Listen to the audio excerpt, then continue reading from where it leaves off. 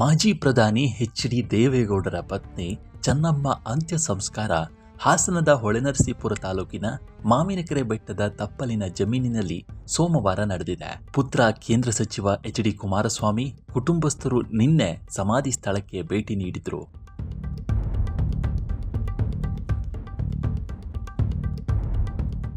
ಸಮಾಧಿ ಮುಂದೆ ವಾಗ್ದಾನ ಮಾಡಿದ ಕುಮಾರಸ್ವಾಮಿ ಅವರು ಡಿ.ಕೆ. ಶಿವಕುಮಾರ್ ಕುರಿತ ಈ ಒಂದು ವಿಚಾರಕ್ಕೂ ಸ್ಪಷ್ಟನೆಯನ್ನ ನೀಡಿದ್ದಾರೆ. ನಿನ್ನೆ ಬೆಳಗ್ಗೆಯೇ ಪತ್ನಿ ಸಮಾಧಿ ಬಳಿ ಬಂದ ದೇವೇಗೌಡರು ಮಗುವಿನಂತೆ ಕಣ್ಣೀರು ಹಾಕಿದ್ರು. ಈ ವೇಳೆ ತಂದೆಗೆ ಮಕ್ಕಳು ಧೈರ್ಯ ತುಂಬಿದ್ದಾರೆ.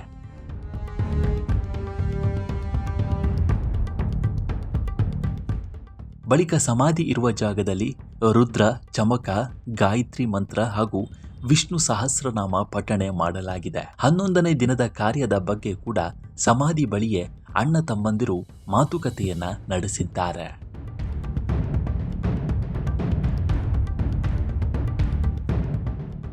ಇಂದು ಸಮಾಧಿಗೆ ಹಾಲು ತುಪ್ಪ ಕಾರ್ಯ. ಮಾತುಕತೆ ಬಳಿಕ ಮಾಧ್ಯಮಗಳ ಜೊತೆ ಮಾತನಾಡಿದ ಕುಮಾರಸ್ವಾಮಿ, ತಾಯಿಯ ಅಂತ್ಯಕ್ರಿಯೆ ಕಾರ್ಯಕ್ರಮ ನಡೆದಿದ್ದು ತಂದೆಯವರ ಉಪಸ್ಥಿತಿಯಲ್ಲಿ ಕುಟುಂಬಸ್ಥರು ಸೇರಿ ಚರ್ಚೆಯನ್ನ ಮಾಡಿದ್ದೇವೆ. ನಮ್ಮ ತಾಯಿ ದೈವ ಭಕ್ತೆ, ಅವರಿಗೆ ಚಿರಶಾಂತಿ ಸಿಗಬೇಕು.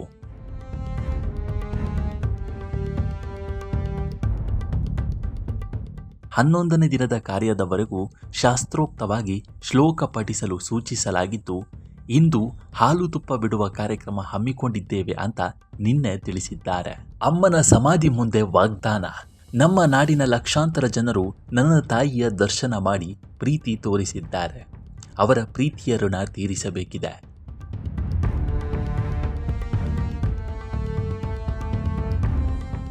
ಜನರ ಸೇವೆ ಮಾಡೋದೇ ನಮ್ಮ ಧ್ಯೇಯವಾಗಿರುತ್ತೆ ಅಂತ ಕುಮಾರಸ್ವಾಮಿ ಹೇಳಿದ್ದಾರೆ. ನನ್ನ ತಾಯಿಯ ಸಮಾಧಿ ಮುಂದೆ ಕೂತು ಹೇಳುತ್ತೇನೆ, ನನ್ನ ಕೊನೆ ಉಸಿರು ಇರೋ ತನಕ ಜನರ ಸೇವೆ ಮಾಡುತ್ತೇನೆ ಅಂತ ಎಚ್.ಡಿ.ಕೆ. ವಾಗ್ದಾನ ಮಾಡಿದ್ದಾರೆ. ಮುಖ್ಯಮಂತ್ರಿ ಡಿ.ಕೆ. ಶಿವಕುಮಾರ್ ಹೆಸರೇಳಲಿಲ್ಲ ಯಾಕೆ? ಇನ್ನು ಅಂತಿಮ ದರ್ಶನದ ವೇಳೆ ನಾನು ಮೈಕ್ ಹಿಡಿದು ಮಾತನಾಡಿದೆ. ನಾನು ಮಾತಾಡಬೇಕು ಅನ್ನೋ ಉದ್ದೇಶ ಇರಲಿಲ್ಲ. ಮೈಕ್ ಹಿಡಿದ ವೇಳೆ ನನ್ನ ತಾಯಿಯೇ ನನ್ನನ್ನು ಮಾತಾಡಿಸಿದಂತಾಗಿತ್ತು.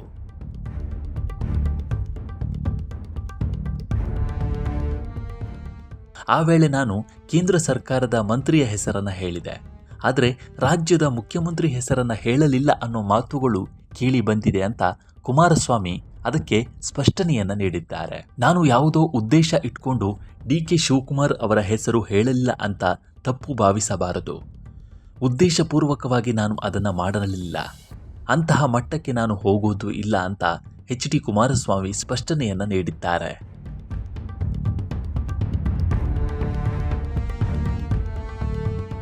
ನಮ್ಮ ತಾಯಿ ಯಾವ ರೀತಿ ಬದುಕಿದ್ದಾರೆ ಎಂಬುದನ್ನು ಮಾಧ್ಯಮ ಮಿತ್ರರು ತೋರಿಸಿದ್ದೀರಿ. ಕೆಲವು ಬಾರಿ ನಮ್ಮನ್ನು ತಿದ್ದಿದ್ದೀರಿ. ನನ್ನ ತಾಯಿ ಎಂದಿಗೂ ಮಾಧ್ಯಮದ ಮುಂದೆ ಬಂದವರಲ್ಲ. ಅವರನ್ನು ಅನ್ನಪೂರ್ಣೇಶ್ವರಿ ಅಂತ ವರ್ಣಿಸಿದ್ದೀರಿ. 11ನೇ ದಿನದ ಕಾರ್ಯಕ್ರಮದಲ್ಲಿ ಲಕ್ಷಾಂತರ ಬಂಧುಗಳು ಸೇರಲಿದ್ದಾರೆ. ಈ ಸ್ಥಳದಲ್ಲಿ ಏನು ಮಾಡಬೇಕು ಅನ್ನೋದನ್ನು 11ನೇ ದಿನದ ಕಾರ್ಯದ ವೇಳೆ ಹೇಳುತ್ತೇನೆ ಅಂತ ಕುಮಾರಸ್ವಾಮಿ ಹೇಳಿದ್ದಾರೆ.